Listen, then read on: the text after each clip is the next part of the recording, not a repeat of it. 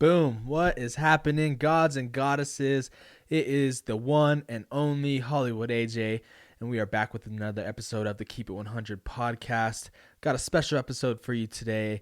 Now, I know I haven't posted that many videos, but for those that have been watching, be sure to continue to like, subscribe, and comment for more weekly content that you do not want to miss. I figured I'd put on my prediction cap, my overall fighting cap, even though this is a Buccaneers cap. I'm here to talk about my predictions for the big heavyweight fight this weekend, UFC 270, Francis Ngannou versus Ciryl Gane. Let's not forget Deiveson Figueiredo versus Brandon Moreno. They close out their trilogy this weekend as well. Now, for a pay-per-view, this is a pretty good card. You got some talent. You got some top-level guys that are looking to make a name for themselves in separate divisions. But the two fights that I'm going to break down and give my predictions on are Brandon Moreno and Deiveson Figueiredo. So let's get right into it. The flyweights.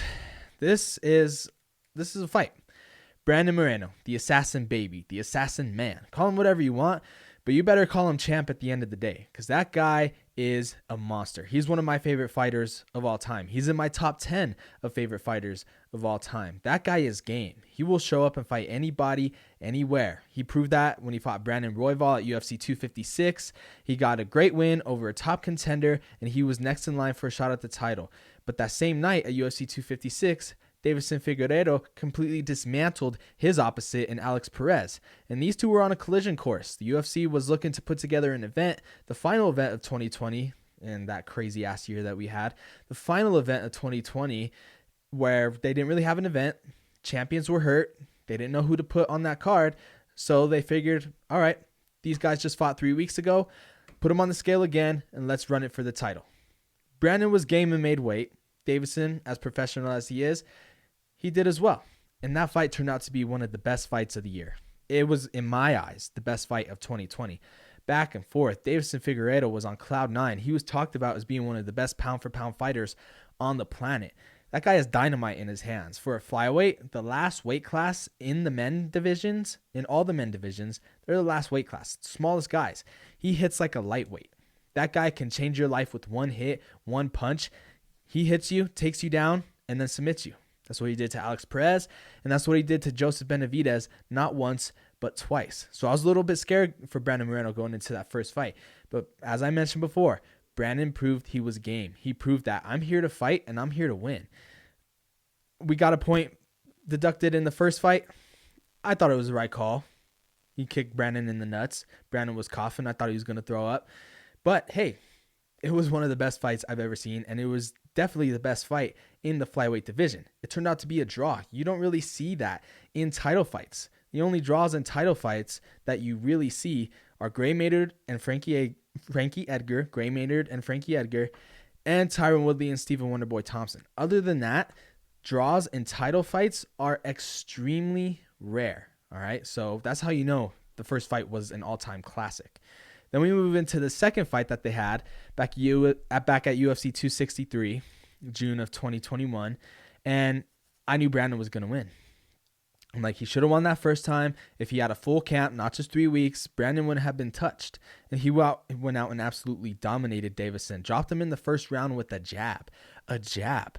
Brandon has power too. He is definitely a power puncher. He wasn't really known for being a power puncher, but he proved it in the second fight. His grappling was on point. He figured Deiveson Figueiredo is known for tiring out as the fight goes on. If I grapple him enough in the first few rounds, the latter rounds will be mine. And it turns out they were his. In the third round, he got a third round rear naked choke. Brandon Moreno became the first ever, straight from Mexico, born from Mexico. Of course, you got Cain Velasquez of Mexican descent, but he's the first ever Mexican champion. That's awesome. All right. He is on cloud nine. He's right up there with Canelo. All right. Because this sport is ran by Brazilians. Boxing is ran by Mexicans and Brits. I'm not trying to get into a whole race thing, but for Mexican to dominate MMA and UFC, the biggest organization in the world, it is huge. Brandon Moreno is experiencing fame like never before. And go look at his story. That guy was the 16th seed on The Ultimate Fighter. The 16th seed. To being cut in the UFC 2 years after he was on The Ultimate Fighter, coming back 3 years later and winning the belt. He is the true underdog story, almost like a Rocky story. And you must never give up on your dreams, and you must always bet on yourself. And that is why he's my all-time favorite fighter, one of my all-time favorite fighters. As I said, definitely in the top 10. Now, the fight this weekend. Deiveson Figueiredo is training with Henry Cejudo, the king of cringe, the king of FOMO, I may say.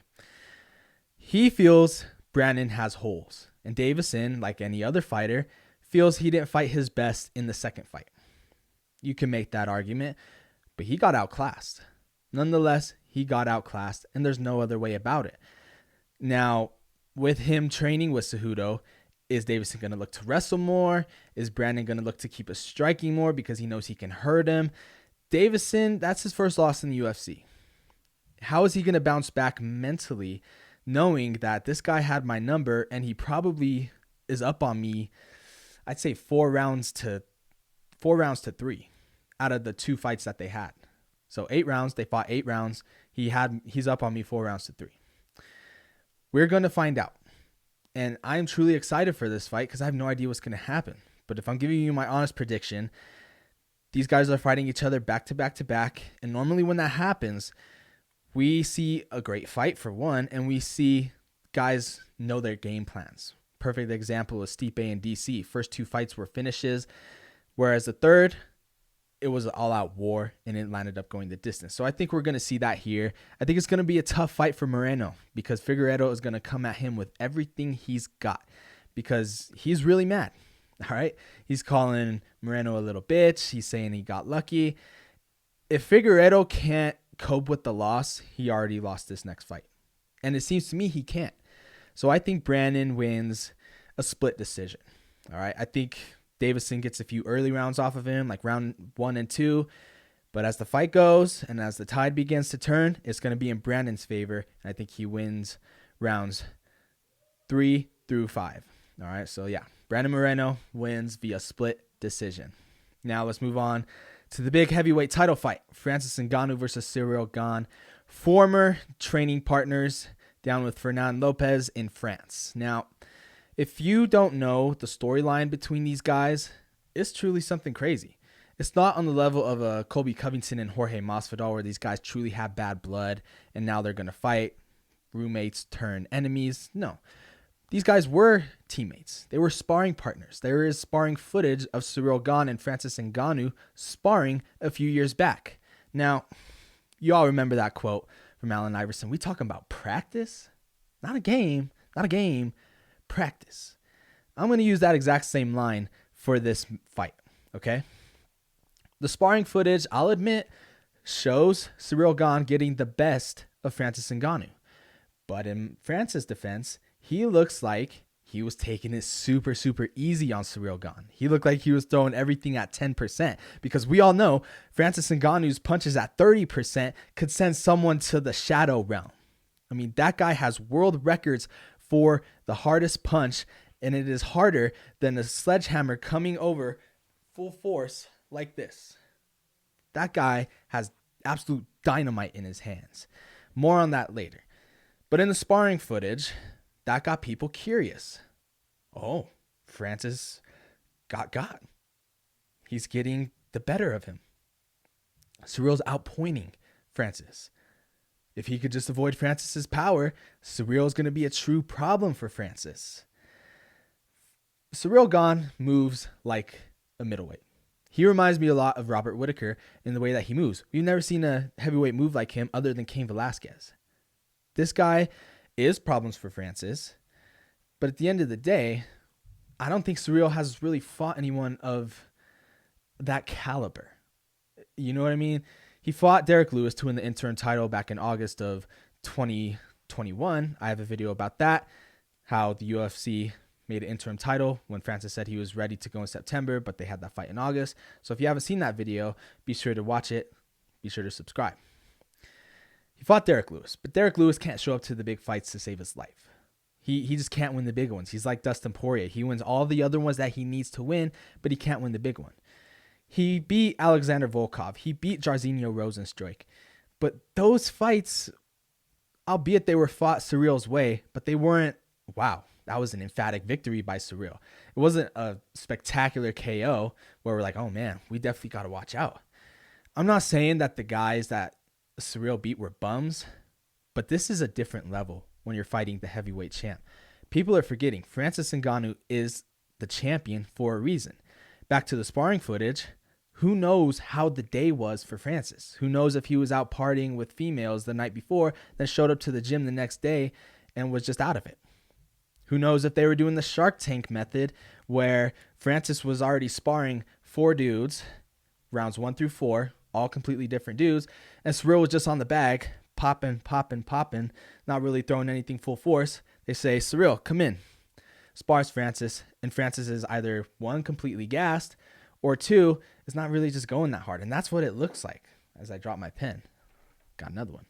That's what it looks like to me, is that Francis ain't really going that hard, whereas Ciryl's trying to make himself look good. I don't know if both of these guys really knew that there was ever footage until now, but that's the big story of this fight. And that's what's making people pick Ciryl Gane, because Francis he kind of looked like he was packing it in. But to explain the Shark Tank method, you're a fighter getting ready for a fight, and you spar 4 guys, 5 guys, depending how long the fight is. Say the fight's 5-minute rounds, like this one is this weekend. You spar 5 different guys, all fresh. They're not sparring. They're either just keeping themselves warm. They're on the bag. They're hitting mitts. They're not fighting like the guy who's in the Shark Tank. Gets a fresh guy every round. That could be a method. I believe in sports, because MMA is a sport, we can all agree on that. In sports, practice does make perfect, but it isn't what everyone makes it out to be. Yes, you got to perfect your craft. Yes, you got to work hard in fine-tuning all the holes you have in your game. I'm not saying you don't have to practice, but when the lights are on, there's 17,000 people screaming. You're fighting the scariest guy on the planet. What is going through your mind? Definitely not what's going on in practice. It's a different ball game. Francis might go out in full force the second that fight starts. Francis might just go at him. Boom, over, 10 seconds. Just like that. My point is, we're talking about practice. Not a game, practice. So you guys mean to tell me that practice footage means Ciryl Gane will win the fight? I'm not taking anything from that footage. That footage means nada, zip, zero, zilch. It means nothing. How is Ciryl going to perform under the bright lights, the cameras, and in the big city? Because they are fighting in Anaheim, which is about 10 minutes away from Los Angeles, downtown LA. They're fighting in the bright lights.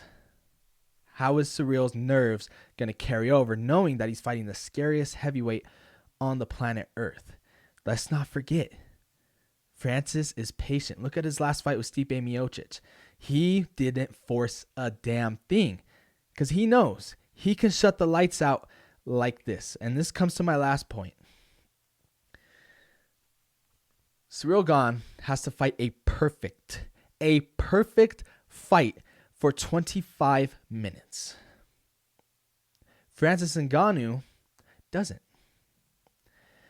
What I mean by that is Ciryl Gane cannot make one mistake. He cannot. If he makes one mistake, he will be looking up at the lights, asking, what the fuck just happened? Okay? Francis knows that. And that's why he's patient. He knows if I just hit you one time as hard as I can, you're done. And that's what's going to happen. Ciryl has to be on his A game. And if he's not, he's going to get knocked out. If he screws up for 1 second in this fight, he is going to get knocked out. With that being said, I do see the movement being a problem for Francis for 1 round. For 1 round. Before I give my prediction, let me just catch you guys up. Let's not forget Francis is going through a lot of turmoil as well. Let's not forget this whole interim title that Ciryl Gane and Derek Lewis fought for back in August. That pissed Francis off. He was ready to fight in September. But they created this title for no reason. It was literally no reason. So the contract disputes come up. Francis wants more money, saying, I'm not going to fight at all for 500 and 600K. That's just not going to happen. He knows his worth, and he is basically the Mike Tyson of the UFC. He is our Mike Tyson. It didn't help Tyson Fury came calling and saying, I'll fight him in UFC gloves. And Francis didn't help by playing along, saying, I'll fight him in boxing gloves. So they're chirping at each other for sure. Who knows how much that's going to play a factor in this fight? Will Francis be off his game? Will he go in there looking to just completely rip Cyril's head off? It can work in one or two ways, and I know it's super obvious, but we can see Francis going out there making a ton of mistakes, or we could just see the most spectacular Francis that we've ever seen, and he could come out having one of the fastest finishes in title fight history. I'll get into more on the contracts and logistics about what Francis has been going through at a later date, probably when I recap this event. But who knows how much that's going to be a big factor. Anytime you have a side distraction coming in to a big fight like this, you have to wonder what that guy's mindset is. Who knows? Who freaking knows? I do believe that Cyril's Gane's movement and his weird striking tactics will be a problem for Francis in the first round. I believe Francis will map everything out and will come out and knock him out in the second. It's as simple as that. Francis may even knock him out in the first, because Cyril, he backs up a lot with his chin straight up, and you cannot do that with Francis. The only problems I see Cyril giving Francis is the movement, the footwork. But if Francis can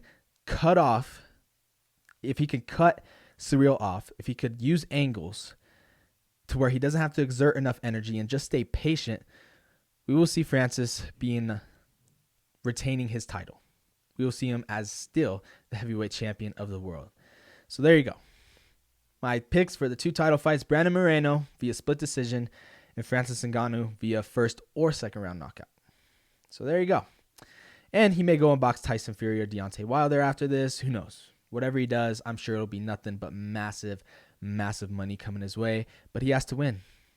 If he doesn't win, the talks of him boxing are just going to go out the window, or it might just be pushed back a few years. But there we go, and there you have it. I also wanted to remind you guys, this Saturday, Pueblo, Colorado, it is the first ever UFC watch party. There will be food, there will be drinks, there will be prizes. Doors open at 8 right when the main card starts. I know you guys in Pueblo love your UFC. There's a lot of guys that talk about it, so come on down. They raised the prices for pay-per-view to $74.99.